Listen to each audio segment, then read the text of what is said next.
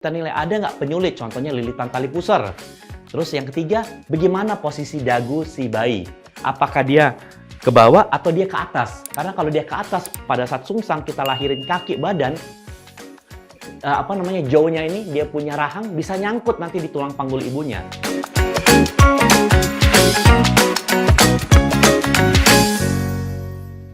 Sebenarnya posisi janin tuh nggak ada yang salah. Cuman memang posisinya yang tidak sesuai dengan sumbu jalan lahir, dalam ini letak kepala. Letak kepala itu posisi janin, posisi kepala di bawah, ya kan? Nah, kenapa janin tuh yang ideal posisi kepalanya ke bawah gitu loh? Karena untuk memudahkan dia membuka jalan lahir, gitu kan? Untuk meminimalisir resiko-resiko yang muncul.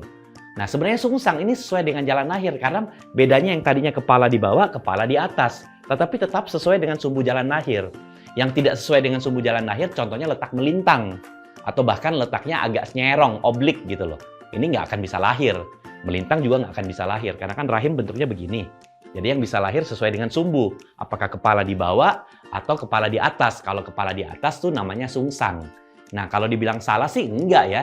Cuman memang kayak kurang sempurna aja. Kalau dia kepala di bawah, resiko-resiko terjadinya sangkutan atau terhambatnya persalinan itu menjadi lebih minimal kalau kepala di bawah gitu.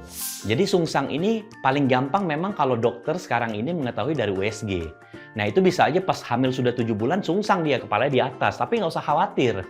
Kenapa? Karena bayi 7 bulan, 8 bulan tuh dia masih aktif bergerak dan badannya tuh belum gede-gede banget. Jadi dia antara ruang di dalam rahim sama ukuran janinnya itu masih memungkinkan bayi untuk muter-muter atau bermanuver.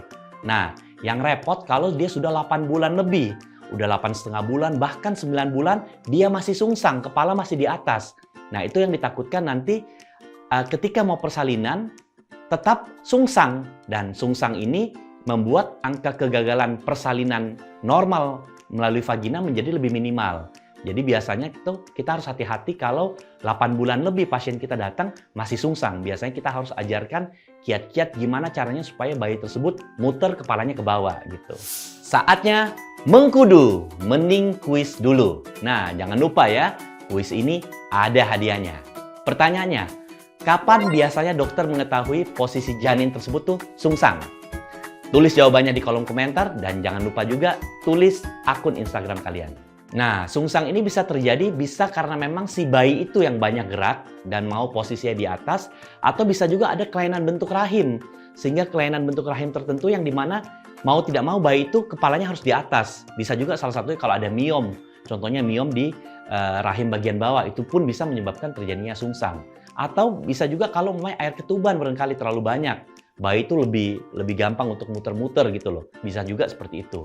Nah, jadi sungsang itu sebenarnya tuh ada 4 jenis sungsang atau macam-macam sungsang.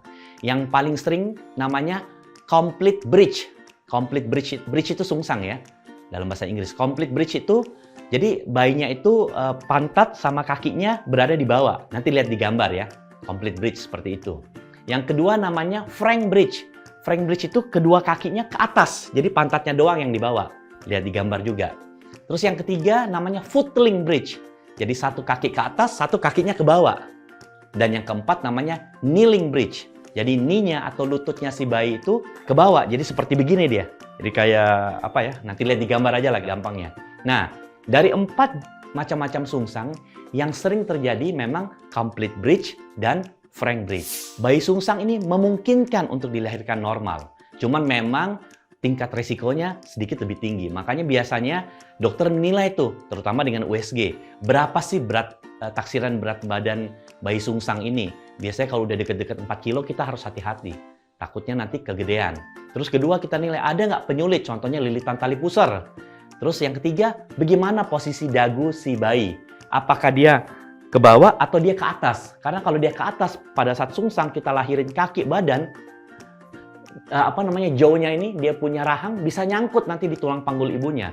Sehingga pada saat itu bayi itu nggak akan bisa lahir dan bisa meninggal. Karena tidak bisa dikeluarkan kepalanya. Makanya zaman-zaman sekarang biasanya kalau bayi sungsang, si ibu ini hamil pertama, kadang-kadang yang bijaksana itu memang dilakukan operasi sesar.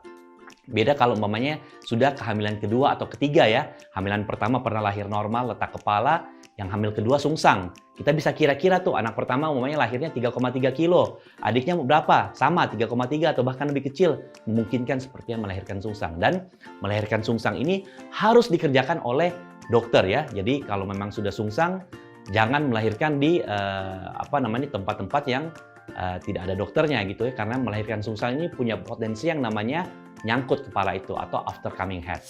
Di zaman dulu atau istilahnya di obstetri yang lampau, bukan obstetri modern, itu masih ada istilahnya versi luar atau diputer lah.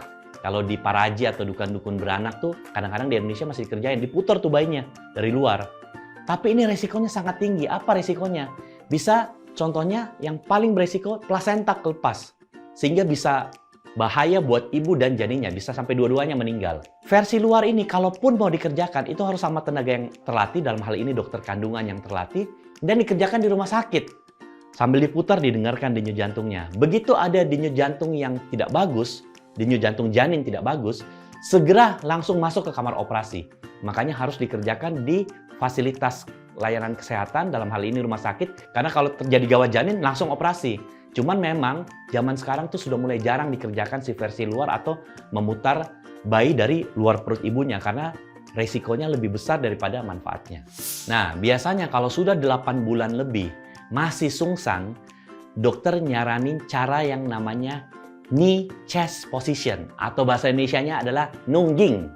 Jadi nungging atau posisi bersujud ya, mungkin kalau teman-teman pernah lihat umat Islam sholat gitu ya kan ada posisi sujud. Cuman mungkin sujudnya tuh tidak harus kepalanya nempel ke kasur gitu. Dan itu dikerjakan di kasur ya, jangan di lantai biar empuk gitu loh. Nah dia bisa posisi sujud tetapi pipinya tuh nyamping gini gitu loh. Seperti itu. Dan dilakukan beberapa kali. Contohnya dia sujudnya posisi knee chest position atau nunggingnya atau sujudnya tuh 1 menit.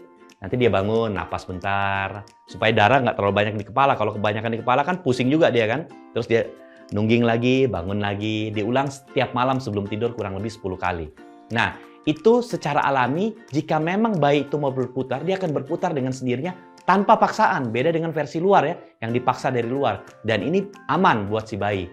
Jadi kalau sudah sampai 9 bulan lebih, 37 minggu, bahkan 38 minggu, masih sungsang, sudah nungging setiap malam, atau knee chest position setiap malam, belum muter, itu sudah benar-benar sungsang. Tinggal dokter menilai berpotensi melahirkan normal atau harus dioperasi sesar.